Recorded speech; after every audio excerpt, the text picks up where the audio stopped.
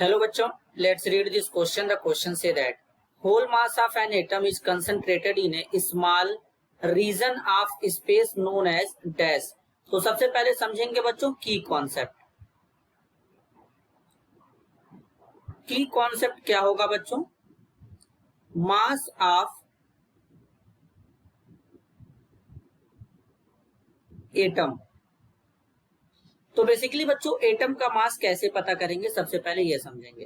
तो एटम में क्या होता है बच्चों? The atom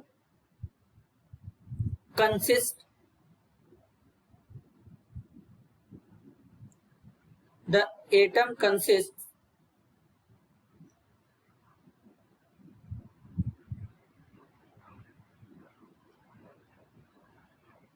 of protons, neutrons and electrons.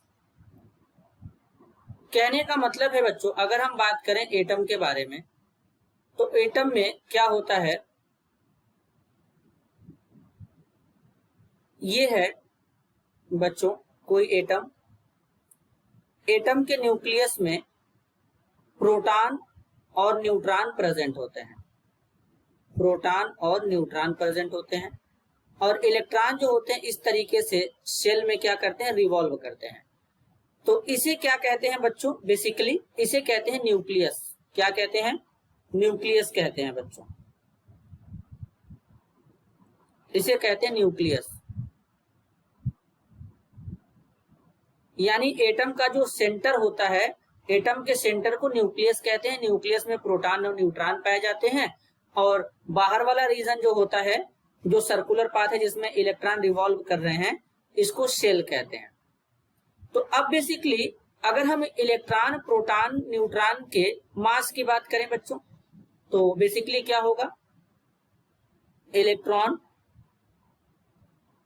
Proton, neutron. अगर हम इनके मास की बात करें तो इनका मास किस तरीके से यहां पर देखेंगे बच्चों, ध्यान से समझेंगे.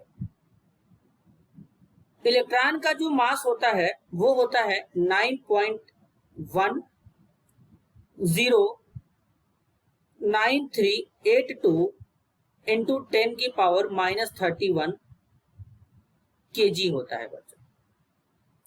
प्रोटॉन का जो मास होता है वो कितना होता है?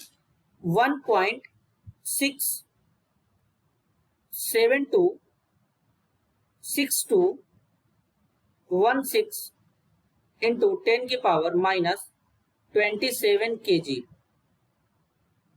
अब इसी तरीके से अगर हम न्यूट्रॉन के मास की बात करें बच्चों, तो न्यूट्रॉन का मास कितना होता है, जरा ध्यान से समझेंगे.